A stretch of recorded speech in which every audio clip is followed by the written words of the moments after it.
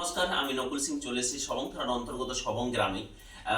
আমাদের এখানে ডিপার্গোর একটা মার্ভেলাস রেজাল্ট হয়েছে, যে রেজাল্টের জন্য আমি এসেছি এখানে। আপনি যিনার রেজাল্টটা হয়েছে তার কাছ থেকে সরাসরি জেনে নেব। ম্যাডাম আমার কাছেই বসে আছেন। তো ম্যাডাম, আপনার নাম? আমার নাম সবিতা সিং। সবিতা সিং। ম্যাডাম, আপনার কি কি সমস্যা ছিল? আমার ছিল ওই গ্যাস ছিল, তারপরে একটা ওই বলুন। কি বলবো, ওই যে সিস্ট। হ্যাঁ ওইটা গ্যাস ছিল, সিস্ট ছিল, আর হ্যাঁ এই তার পায়ে হাতের যন্ত্রণা।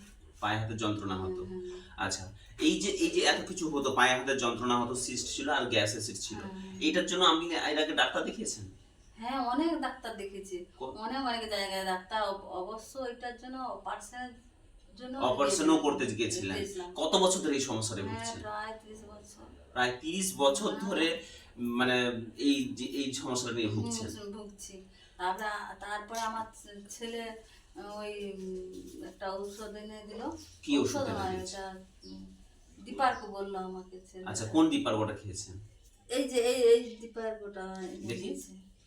বাহ, আর কিছু বলার নেই। কতদিন খাচ্ছেন এটা? হ্যাঁ প্রায় 3 মাস 4 মাস 4 মাস হয়ে গেল। খেয়ে তো আমি- 4 মাস খেয়ে এখন বর্তমান সিস্ট আছে? না সে নেই। সেটাও নেই। আমার- গ্যাস অ্যাসিড না আর যন্ত্রণা হয় এগুলো? না যন্ত্রণা সেরকম আর সে হয়নি। যন্ত্রণা সেরকম হয়নি।